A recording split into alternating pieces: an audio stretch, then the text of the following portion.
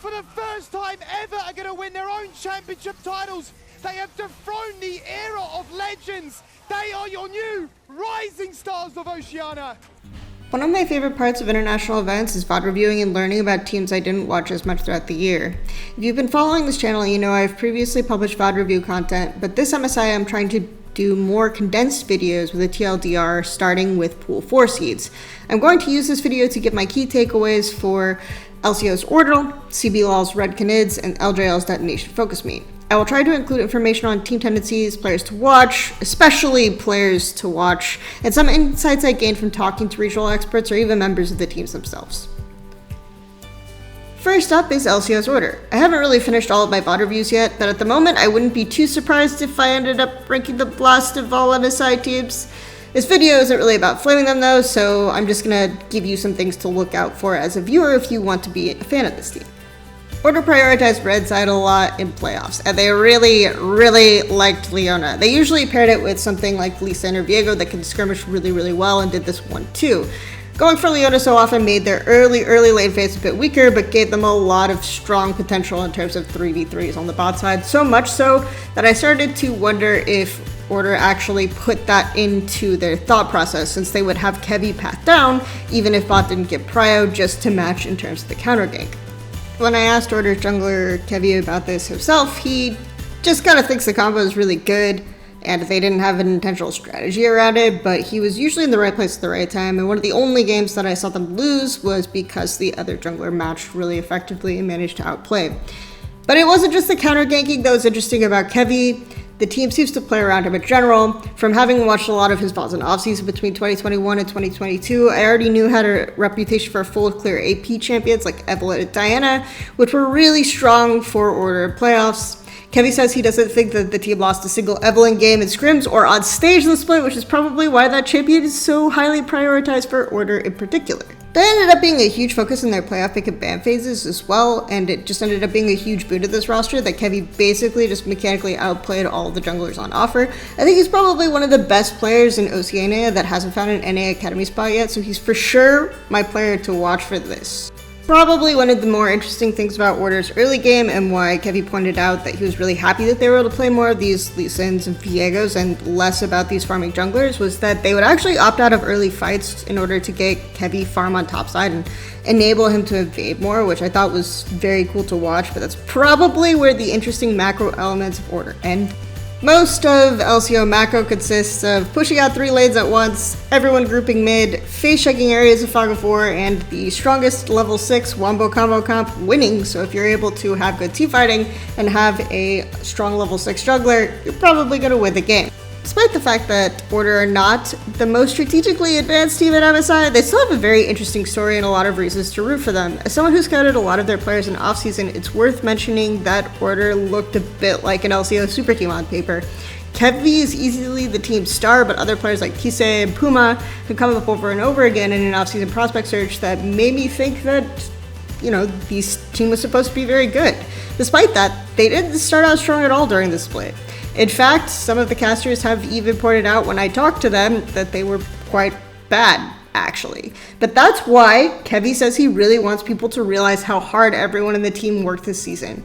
To quote Kevy, having a full O super team winning the split when there are 2 teams with 2 Korean imports was pretty unbelievable. We really turned everything around at playoffs, and that's something I'm quite proud of. É pra acabar com o jogo, o tricampeonato vem aí, Torre de Nexus exposta, a equipe da PEN tenta se segurar, eles tentam operar o milagre, mas esse milagre não vai chegar, a matilha vai à caça, a matilha vai mais alto, Nexus exposto, é tri, a Red é tri, campeã do CBLOL! Like Order, Red Canids from CBLOL also have a really interesting story, just a little bit different. This team has been together for quite some time, with Viego, Aegis Avenger, and head coach Coelho. I'm probably mispronouncing a lot of names in this video, I'm doing my best, I'm sorry. Joining Red's Academy team roster in 2018. Most of the roster later ended up promoted to Reds proper, and after a few swaps in the bot lane and the addition of Grunthart to Red Academy in 2019 as well, you have today's Red Canids. Coach Coelho was able to answer a lot of my questions after 40 hours of travel to Korea for MSI, but the main goal of Red was to have a core team of players who have decent mechanical aptitude and could stay together a while. This, like I said before, doesn't really ever happen ever, and is especially interesting if you remember Worlds from 2021 to MSI. Last year, Red had almost all positive early game stats in summer of 2021, but they went from 149 gold differential at 15 to a negative 131 gold differential this spring going into MSI. According to Coelho, a lot of this has to do with champ pool changing and team going from a more front-to-back style with a tank top and mechanically proficient teamfighter Titan. Obviously, the meta changed quite a lot from last year. But the meta also, according to the team, impacted a lot of the mid lane swaps for their 6-man roster with Avenger and Grevthar. Aside from that, however, I do see some individual growth in Red as a team, especially around mid-game macro, looking from last year to this year. Red don't lane with a high level of proficiency in fundamentals, but they get a lot of advantages from playing to overload one side versus teams that tend to play 3 lanes instead of 2 in mid-game. This concept is a little bit different to explain if you haven't heard it before, but a lot of high-level League of Legends teams over the past several years have gone from playing 3 different lanes all at once to shifting to just focusing 2 sides and swapping back and forth so that you can't see all 3 of their laners at the same time. However, playing 3 lanes still seems to happen a lot, especially with mid-tier teams at CB LoL, and Red are able to play an overload retake vision on one side without threat of strong plays being made on the other side because they can see everyone on the map and make that call. Ultimately, I do think Red understand the concept of tempo and macro a little bit better than some of their peers in CP LoL, and Lucas Pierre, another person I talked to, coach for FURIA, seems to agree with me, even if they do sometimes overstay advantages when they play to top at times. But their main win condition is still Aegis setting up comeback plays and mid-game and Titan's mechanical prowess in fights with high prio on champions like Jinx, which they pick a lot. One thing to look out for otherwise though is Guigo's Camille. I think Guigo and Aegis obviously have very strong synergy and play well topside together, but Camille enables strong comeback plays from Red. It might not quite work out as well against top laners from other regions who can play counters like Jax or Fiora, but Red will be entertaining if you like watching teamfights and decent macro plays from behind.